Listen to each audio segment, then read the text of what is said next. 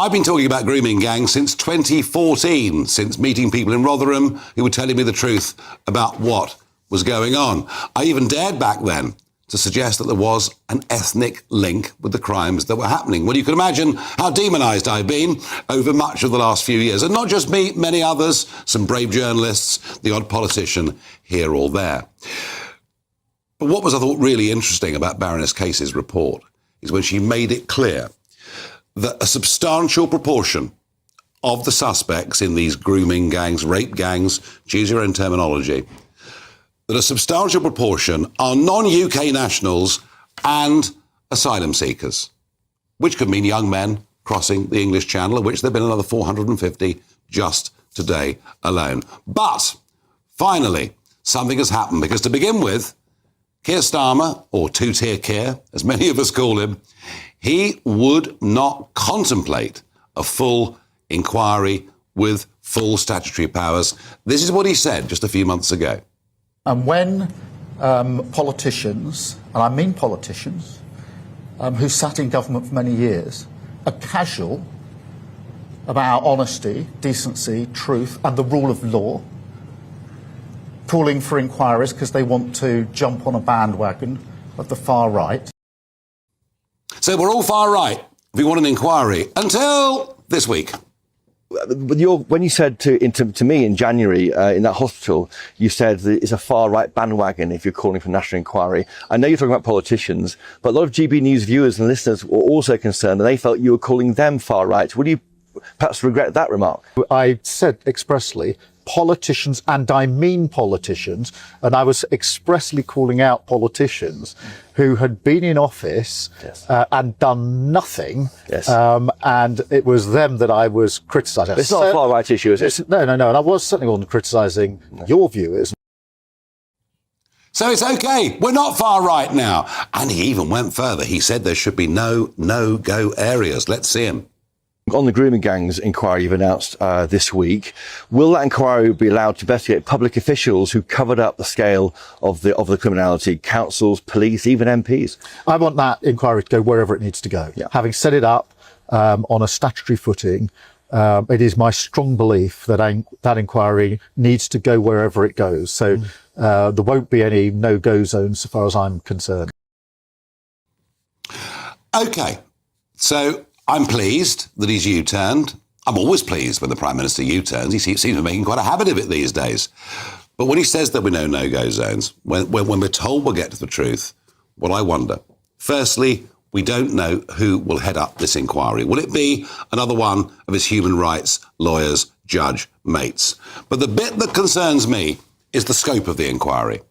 Just have a look on your screens at this piece of text. A national inquiry coordinating a series of targeted local investigations. I thought this was a national inquiry. Yes, a series of targeted local investigations in local areas with powers to compel local organisations and they'll consider evidence and data to decide the first local areas for investigation. So we're almost back, folks, I think, to where we were when originally he'd said to the House, there'll be a series of local inquiries. I worry that the scope of this inquiry won't be long enough. I worry that the Home Secretary has said it will take 3 years. So I wonder whether they could just push it past the date of the next election. And I want to ask you at home, is this inquiry a con? Are we being led up the garden path? Give me your thoughts. Tweet Farage on GB News or email farage@gbnews.com. I have my fears. I'm joined by Katie Lamb MP, a new MP, just 1 year in the House of Commons, represents the Weald of Kent, lovely part of the world, and is an assistant opposition whip for the Conservative Party. And I'm joined by Lord Maurice Glasman, Labour peer, he of Blue Labour fame. Now, it's really interesting because this Prime Minister, I mean, basically, he keeps shifting his positions. He keeps U-turning on everything. But that's a good thing in some ways. It's a very, very good thing. I think Nigel should take a little more credit here. I mean, we worked here. Do you remember the number of times we've been on here? You since 2000. Me, I've heard about this in 2011, and I've been spitting blood about it. This is an abomination, a sin. I think he's got it, and I think we've got to give Baroness Casey credit as well. Oh, absolutely. Really. So this is an example, Nigel, where actually the British state is beginning to smell the coffee and wake up and move. I think it's really excellent. Now you're correct. This trial needs to be televised. That's for a start. It's a statutory inquiry. There have to be powers of arrest. This is like a demon that entered the body politic. The disgust people feel about this is turning them away from politics. Oh, actually abroad, it's making people wonder what the hell is happening in this country. Oh, you remember when we went to Trump's inauguration? Yeah. It was everywhere on Fox News. But that's not the point. The point is it's real, it's true. And now we've got a national inquiry. Now, I wouldn't be too misled by that. Look, there's going to be a series I've gone into it. There's going to be a series. It's a national inquiry but looking... But Maurice, the scope is important. The scope is huge. And I read this out and I'm beginning to worry. I think you're right, but we've also got the Prime Minister saying today no-go areas for the inquiry. Yeah, what he says and what he does are different things, and you know that as well as anybody. No, I really know that. What I'm saying is we've now got the national inquiry, and I think we've got to keep the pressure on. That's the point. This has got to be straightened. Katie Lamb, welcome. First time on the programme. Thank you for having me. I mean, Kemi Badenoch today was, doing a press conference and blah-de-blah. But the truth is, she was a minister in charge of Women's Affairs for 2 years, didn't mention this once in the House of Commons during this time. And I thought it was interesting that Baroness Casey herself has attacked the Conservative Party, not for their record, that was what the Prime Minister was doing, but for opportunism. And I just wonder, it's not very credible for the Conservative Party now to be tough on this issue, is it? Well, there's no question. Nobody more than me thinks that the last government made some mistakes, and it would have been brilliant if they'd commissioned a national inquiry. I wish that they had. But you weren't there. They had. You weren't there. No. But Kemi was. But the last government actually did a lot more on this than any government before them. Suella Braverman in particular, whom actually I did work for, was very brave on this. She started saying in public the sorts of things that, as you said, you've been saying, that there was a racial element. Is that why they sacked her? Not as far as that is not information that I'm privy to. But there was a real phenomenon of Asian, predominantly Muslim, predominantly Pakistani men grooming and raping young white girls. And even for the Home Secretary to say that at the time was a really big thing. She started the Grooming Gangs Task Force, which has been responsible for the arrest of over 1,000 people.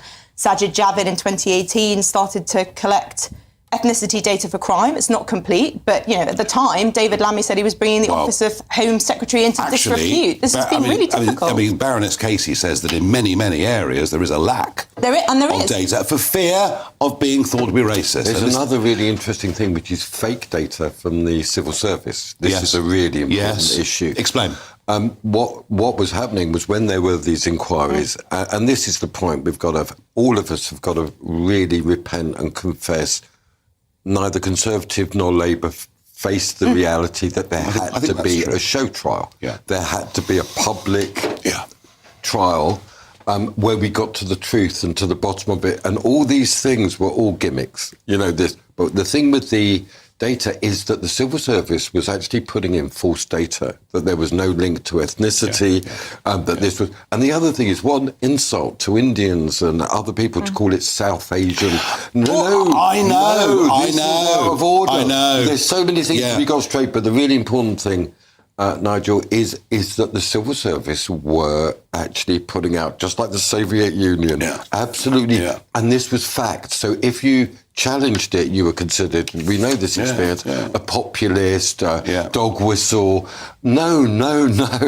What I think we all want is a healing in this. And the girls to be given justice and honour. We only get a healing process if we first get the truth out on the table. That's the absolute fact of the do you see my concern, Katie, when I look absolutely at this repeated use of the word local? And I worry what the scope might... I mean, it could be my fears are premature, but I just somehow... I can't believe that Keir Starmer's genuinely done a 180 on this. And if it's all going to be local, even if they're then going to knit together all of these local insights, what that's not going to tell us is, what did the Department for Education know? There's a suggestion that they knew about that because they wanted to shut down Andrew Norfolk's reporting. What did the Home Office know? Maurice has already mentioned civil servants there produced a report in Morris's 2020 point that was about totally deep wrong. complicity is absolutely right. So we have to make sure that all of these parts, and again, what Morris says about all parts of the British establishment. Are you confident? Are you confident this will happen?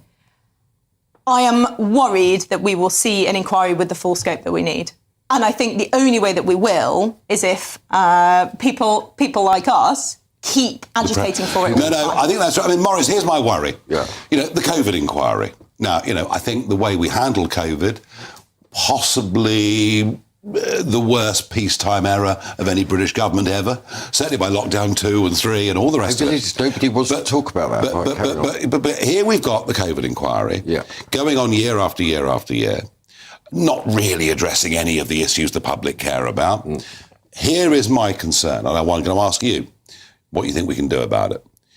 When the Home Secretary fairly casually says it'll take about 3 years, what's to say this doesn't go on way beyond the next general election? What's to say that this is not a can kicking down the road operation?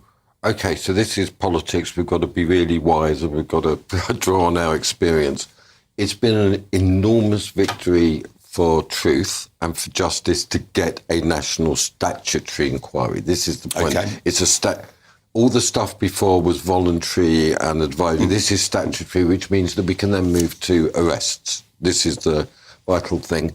And there's going to be huge forces opposing this. They have been in charge. People with things to hide. And lots of them. People with things. You should read Polly Toynbee today in The Guardian. She's still going on about not having a culture, as if this isn't a really huge and very, very, very... Without dealing with this adequately, I think trust in Westminster will disintegrate. This is that big. But that's my question. My question is, are they going to get this done in time? So what I can give you, I'm a Labour politician, and I can give you my absolute pledge that I've got my eyes on this, absolutely. And together, all of us have got to do this in a... All I'd say to you, Nigel, this is way beyond partisan politics. This is a matter of absolute... And that was Casey's point, actually. No, really, and I think that's true. And we should all work together to ensure that this is clean and public and truthful. And I think the space is there now to ensure that it is. Because if you think people aren't interested in this and keeping their eye on it, there's going to be no... Now they've got the National Statutory Inquiry, they can't remove it. Morris a bit more confident, I think, than you are, Katie, on this. And it's not just the inquiry that worries me, it's also the investigations. So one thing that I call for, that colleagues in the House have called for, is an NCA, a National Crime Agency unit, not just to investigate the perpetrators, obviously that's important, but to investigate officials, social workers, elected local politicians, police, everybody who's part of the cover-up. Nigel, if I may, just for 1 second, this is the crucial thing. We've got to interrogate the cover-up. Not one person persecuted for the cover-up. No, and not one person for the... Morris, absolutely. I agree 100% with what you say. Great. I just don't know whether it's actually going to happen. Very interested to get your reactions. We're not innocent bystanders. We can act. No, we'll all act and we'll all put pressure on, but I don't trust Keir Starmer as far as I could throw him.